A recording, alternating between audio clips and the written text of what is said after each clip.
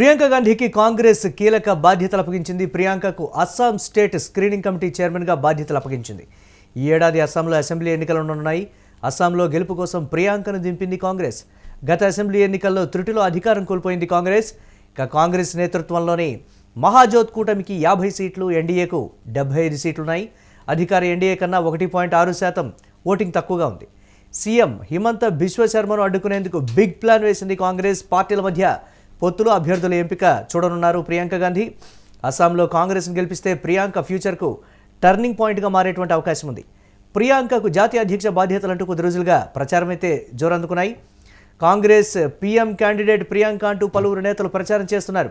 ఇందిరాగాంధీ సత్తా ప్రియాంకకుందని నేతలు అంటూ ఉన్నారు. దీనిపై మరిన్ని అప్డేట్స్ మా కరెస్పాండెంట్ సతీష్ అందిస్తారు. సతీష్, ప్రియాంకకు ముందుగా అంటే జాతీయ స్థాయి బాధ్యతలు అప్పగించడానికన్నా ముందుగా అస్సాం స్టేట్కి సంబంధించి ఇప్పిస్తున్నారు అనేటువంటి మాట అయితే వస్తుంది.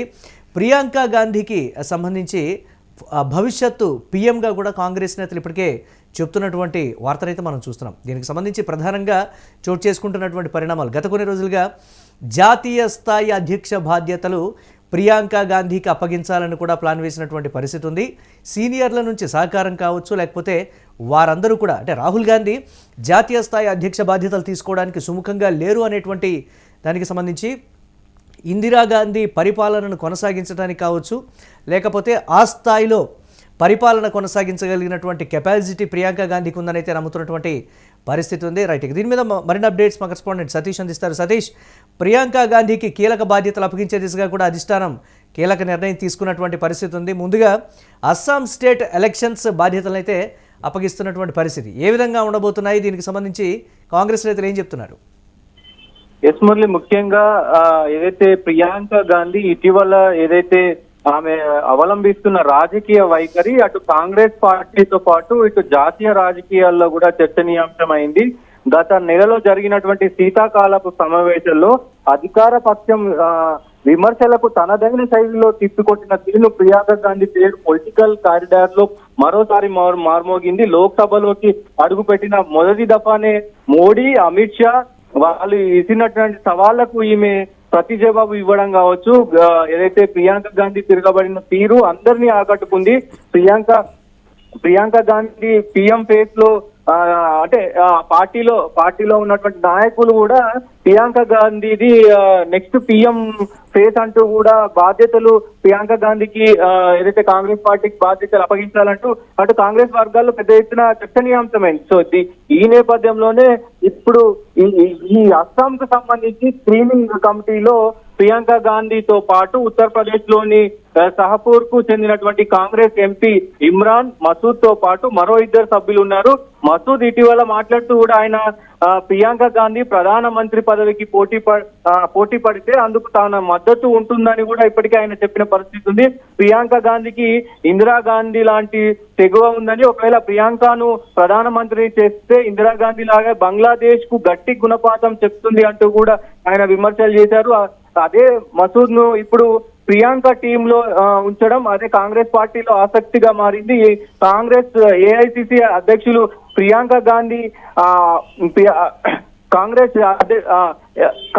ఏఐసిసి అధ్యక్షులు బాధ్యతలు ప్రియాంక గాంధీకి అప్పగించాలనే అభిప్రాయాలు సైతం పార్టీలో ఇప్పటికీ బలంగా వినిపిస్తున్నాయి. ఇటువంటి తరుణంలో ఈ ఎన్నికలు పార్టీ అంటే ఇప్పుడు ఈ అస్సాం ఎన్నికల్లో గనక గెలిస్తే సో పార్టీ బాధ్యతలు దాదాపు ప్రియాంకకు ఇస్తారనేది కూడా ఒక చర్చనీయాంశమైంది మురళి. ముఖ్యంగా వచ్చే ఏడాది ఏదైతే ఈ అస్సాం కావచ్చు, వేరే స్టేట్ కావచ్చు, ఎక్కడైనా కావచ్చు, కాంగ్రెస్ పార్టీలో ప్రస్తుతం సీనియర్ల తిరుగుబాటు కావచ్చు, అసంతృప్తి కావచ్చు, లేకపోతే ఆ స్థాయి పదవి మాకు దక్కలేదు అన్నటువంటి ఒక రకమైనటువంటి భావన కలిగి వారు మీడియా ముందు మాట్లాడుతున్నటువంటి విధానం ఇతరత్ర అన్నీ కూడా చోటు చేసుకుంటున్నాయి.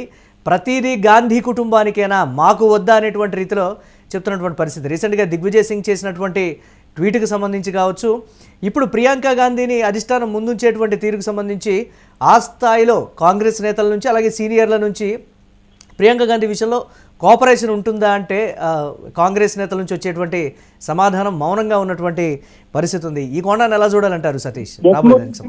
ముఖ్యంగా ఏదైతే ఆమెకు ముందు ఇదే శీతాకాల సమావేశాల్లో పెద్ద ఎత్తున ఆమె ఏదైతే స్పీచ్ అలాగే అటు మోడీని కావచ్చు అమిత్ షాని కావచ్చు తప్పుపట్టిన తీరును అందరూ ప్రశంసించారు కాంగ్రెస్ పార్టీ నుంచి. కాంగ్రెస్ పార్టీలో రాహుల్ గాంధీ ఇక చాప్టర్ అయిపోయింది, ఇప్పుడు ప్రియాంక గాంధీకి ఇవ్వాలంటూ కూడా పెద్ద ఎత్తున ఆ పార్టీలోనే పెద్ద ఎత్తున వినిపించింది. కానీ దీనికి అనుగుణంగానే ఇప్పుడు టాస్క్ ఇచ్చింది ప్రియాంక గాంధీకి.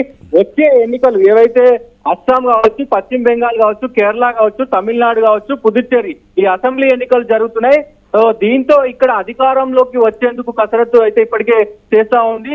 తాజాగా ఈ రాష్ట్రాలకు స్క్రీనింగ్ కమిటీలను ఏఐసిసి ప్రకటించింది. అయితే ఆ అస్సాంలో ప్రకటించినప్పటికీ కూడా ఇప్పుడు దాదాపు ఏదైతే ఏఐసిసి ప్రధాన కార్యదర్శి కేసీ వేణుగోపాల్ ఉత్తర్వులు ప్రకారం అయితే ప్రియాంక గాంధీ అస్సాం బాధ్యతలు అప్పగించడం వెనుక కీలక పరిణామాలు ఉన్నాయి. అస్సాంలో దాదాపు 126 స్థానాలు ఉన్నాయి.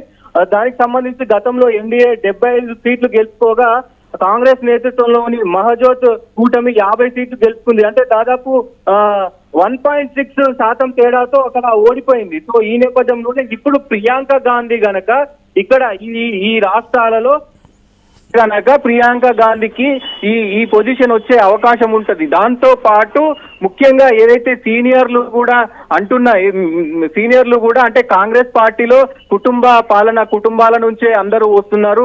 సో కానీ మంచి పదవులు, పెద్ద పదవులు ఏవి కూడా మాకు సీనియర్లకు దక్కట్లేవంటూ కూడా దిగ్విజయ్ సింగ్ లాంటి వాళ్ళందరూ బయటకు వచ్చి మాట్లాడుతున్న తరుణంలో ప్రియాంక గాంధీని ఎందుకు ముందు పెడుతున్నారంటే ఒక లేడీ కోటా ఉంటుంది. దానికి సంబంధించి లేడీ ఇందిరాగాంధీ తరహాలోనే ప్రియాంక గాంధీ వ్యూహాలు కూడా ఉంటాయి అనేది ఉండే పార్టీలో చర్చనీయాంశంగా మారింది. సీనియర్లు కూడా కొంతమంది చాలా మంది ఈమెకు సపోర్ట్ చేస్తా ఉన్నారు. అది ముఖ్యంగా చెప్పుకోదవలసిన విషయం. సీనియర్లు అందరూ అన్ని రాష్ట్రాల నుంచి సీనియర్లు కూడా ప్రియాంక గాంధీ అయితే మాకు అంటే రాహుల్ గాంధీకి ప్రియాంక గాంధీకి ఉన్నటువంటి తేడా అని కూడా అంటే బాధ్యతలు స్వీకరించడం కావచ్చు, నిర్వర్తించడం కావచ్చు, వీటిలో కూడా కొన్ని కీలకమైనటువంటి తేడాలను కూడా ప్రస్తావిస్తున్నటువంటి పరిస్థితి ఉంది కదా ఇద్దరికి మధ్య. దాని అలా చూడాలంటారు. ఎస్, రాహుల్ గాంధీ ముఖ్యంగా ఏదైతే కాశ్మీర్ టు కన్యాకుమారి వరకు ఆ యాత్రలో భాగంగా పెద్ద ఎత్తున ఆయన అందరితో కలుపుకొని వెళ్ళారు.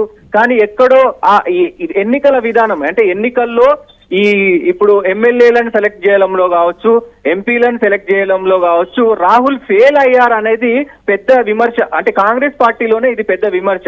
సో ఆ విషయంలో ఇక్కడ ప్రియాంక గాంధీ చాలా చురుకుగా ఉన్నారు. ఇప్పుడున్న రాజకీయాలకి కరెక్ట్ గా సూట్ అయ్యే మైండ్ సెట్ ఉంది. ప్రియాంక గాంధీ ఆ ఎమ్మెల్యేను ఉంచడం కానీ, పార్టీ క్యాడర్ ని బలోపేతం చేయడం కానీ, మొత్తం ఈ ఎన్నికలకు సంబంధించి వ్యూహరచన చాలా డిఫరెంట్ గా చేస్తుంది.